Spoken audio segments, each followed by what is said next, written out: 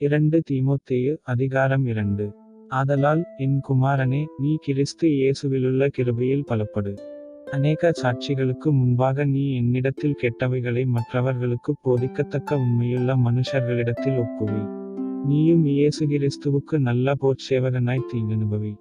தண்டில் சேவகம் பண்ணுகிற எவனும் தன்னைச் சேவகம் எழுதி கொண்டவனுக்கு ஏற்றவனாயிருக்கும்படி பிழைப்பு கடுத்த அலுவல்களில் சிக்கிக்கொள்ள மாட்டான். மேலும் ஒருவன் மல்யுத்தம் பண்ணினாலும் சட்டத்தின்படி பண்ணாவிட்டால் முடிசூட்டப்படான். பிரயாசப்பட்டு பயிரிடுகிறவன் பலனில் முந்தி பங்கடைய வேண்டும். நான் சொல்லுகிறவைகளை சிந்தித்துக்கொள். கர்த்தர் எல்லா காரியங்களிலும் உனக்கு புத்தியை தந்தருளுவார். தாவீதின் சந்ததியில் பிறந்த இயேசு கிறிஸ்து என் சுவிசேஷத்தின்படியே மரித்தோரிலிருந்தெழுப்பப்பட்டவரென்று நினைத்துக்கொள். இந்த சுவிசேஷத்தி நிமித்தம் நான் பாதகன் போல கட்டப்பட்டு துன்பத்தை அனுபவிக்கிறேன், தேவவசனமோ கட்டப்பட்டிருக்கவில்லை.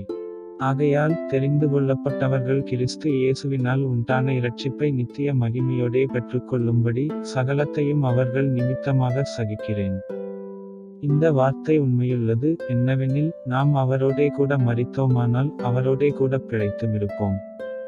அவரோடே கூட பாடுகளை சகித்தோமானால் அவரோடே கூட ஆளுகையும் செய்வோம். நாம் அவரை மறுதலித்தால் அவரும் நம்மை மறுதலிப்பார்.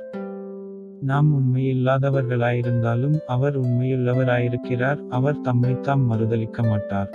இவைகளை அவர்களுக்கு நினைப்பூட்டி, ஒன்றுக்கும் பிரயோஜனமில்லாமல் கேட்கிறவர்களை கவிழ்த்து போடுகிறதற்கேதுவான வாக்குவாதம் செய்யாதபடிக்கு கர்த்தருக்கு முன்பாக அவர்களுக்கு எச்சரித்து புத்தி சொல்லு.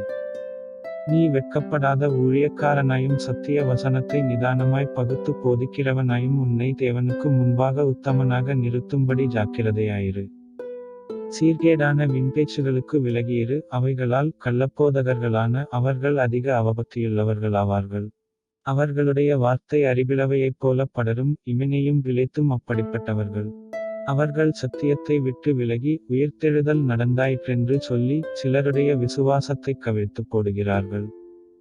ஆகிலும் தேவனுடைய உறுதியான அஸ்திபாரம் நிலைத்திருக்கிறது. கர்த்தர் தம்முடையவர்களை அறிவார் என்பதும் கிறிஸ்துவின் நாமத்தைச் சொல்லுகிற எவனும் அநியாயத்தை விட்டு விலகக்கடவன் என்பதும் அதற்கு முத்திரையாயிருக்கிறது.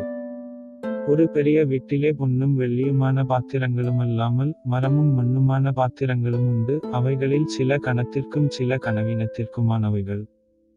ஆகையால் ஒருவன் இவைகளை விட்டு தன்னை சுத்திகரித்துக் கொண்டால் அவன் பரிசுத்தமாக்கப்பட்டதும் எஜமானுக்கு உபயோகமானதும் எந்த நற்கிரியைக்கும் ஆயத்தமாக்கப்பட்டதுமான கனத்துக்குரிய பாத்திரமாயிருப்பான்.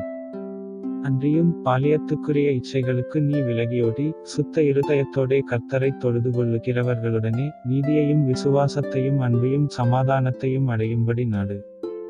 புத்தியீனமும் அயுத்தமுமான தர்க்கங்கள் சண்டைகளை பிறப்பிக்குமென்று அறிந்து அவைகளுக்கு விலகியிரு. கர்த்தருடைய ஊழியக்காரன் சண்டை பண்ணுகிறவனாயிராமல் எல்லாரிடத்திலும் சாந்தமுள்ளவனும் போதக சமர்த்தனும் தீமையை சகிக்கிறவனுமாயிருக்க வேண்டும். எதிர்பேசுகிறவர்கள் சத்தியத்தை அறியும்படி தேவன் அவர்களுக்கு மனந்திரும்புதலை அருளத்தக்கதாகவும் பிசாசானவனுடைய இச்சையின்படி செய்ய அவனால் பிடிபட்டிருக்கிற அவர்கள் மறுபடியும் மயக்கந்தெளிந்து அவன் கண்ணிக்கு நீங்கத்தக்கதாகவும் சாந்தமாய் அவர்களுக்கு உபதேசிக்க வேண்டும்.